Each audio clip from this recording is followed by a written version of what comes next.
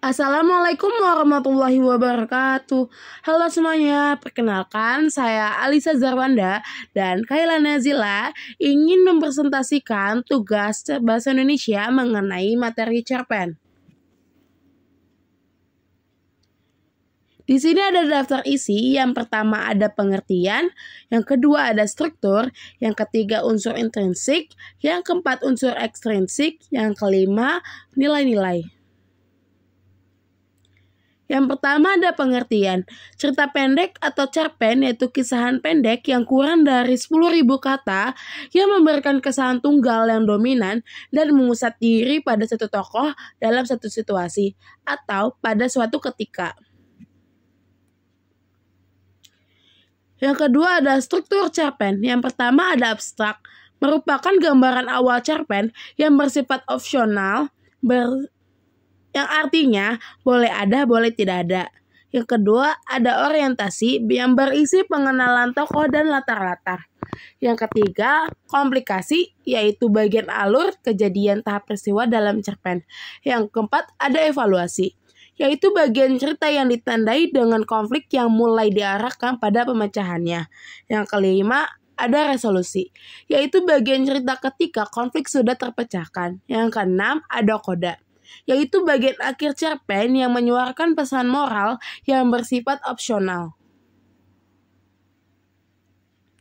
Selanjutnya ada unsur-unsur intrinsik.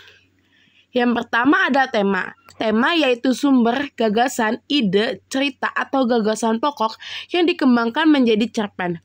Yang kedua ada alur. Alur yaitu urutan peristiwa sebab akibat yang menjalin cerita dalam cerita pendek. Alur dibagi beberapa jenis, yaitu ada alur maju, alur mundur, alur campuran, alur sorot balik, alur klimaks, alur anti klimaks, dan alur kronologis. Di sini ada tahap-tahapan alur cerita dalam cerita pendek. Yang pertama ada tahap pengenalan atau gambaran awal sebuah peristiwa. Yang kedua, tahap kemunculan masalah atau peristiwa mulai bergerak dan menimbulkan konflik. Yang ketiga, tahap ketika keadaan dan konflik semakin genting sehingga mencapai titik puncak atau titik konflik dalam cerita. Yang keempat, tahapan konflik menurun. Yang terakhir, yang kelima, tahapan penyelesaian atau tahapan meredanya suatu konflik dan penyelesaiannya. Yang ketiga ada tokoh dan penokohan. Tokoh adalah pelaku dalam cerpen yang terdiri atas tokoh utama dan tokoh pendukung. Penokohan atau karakter atau perwatakan adalah pemberian sifat atau karakter terhadap tokoh oleh pengarang, yang terdiri dari protagonis, antagonis, dan tritagonis atau campuran. Pengarang dapat menyampaikan karakter tokoh secara langsung, deskriptif atau analitik. Dapat pula menggambarkan watak tokoh secara tidak langsung atau dramatik. Yang keempat ada sudut pandang. Sudut pandang mempersoalkan siapa yang menceritakan atau dari posisi mana peristiwa dan tindakan itu dilihat berkaitan dengan cara atau teknik yang digunakan pengarang untuk mengisahkan ceritanya.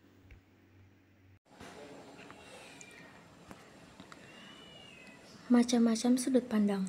1. Sudut pandang orang pertama. Pengertian sudut pandang orang pertama adalah sudut pandang yang digunakan pengarang untuk menampilkan tokoh dalam ceritanya dengan menggunakan orang pertama seperti aku, saya, dan beta. Yang kedua, sudut pandang orang ketiga. Pengertian sudut pandang orang ketiga adalah sudut pandang yang digunakan pengarang untuk menampilkan tokoh dengan menggunakan orang ketiga sebagai pengamat, seperti ia, dia, atau nama orang. Yang ketiga, sudut pandang orang ketiga serba tahu. Pengertian sudut pandang orang ketiga serba tahu adalah sudut pandang yang digunakan pengarang untuk menampilkan seolah-olah serba tahu, sehingga pengarang dapat mengemukakan segala tingkah laku dan pikiran semua tokoh. Unsur intrinsik yang kelima ada latar.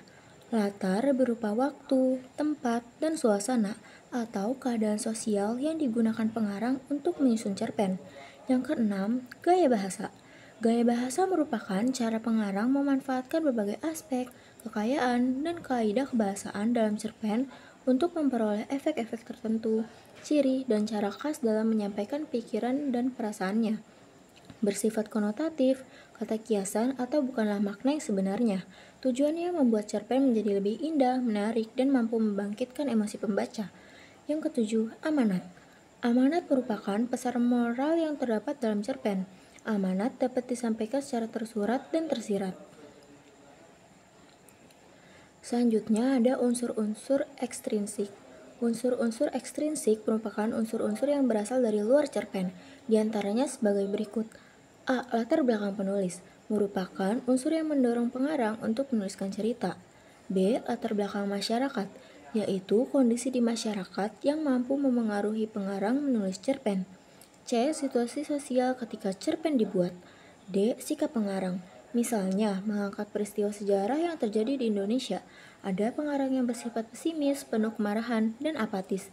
Namun, ada pula pengarang yang bersifat optimis, menyikapinya dengan kepala dingin dan penuh semangat. E. Psikologi pengarang dan pembaca.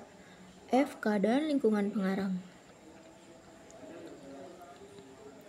Dan yang terakhir ada nilai-nilai kehidupan dalam cerpen.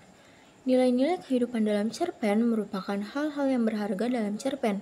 Nilai-nilai ini dapat dipetik hikmahnya, bersifat edukatif, dan menambah pengetahuan penikmat cerpen.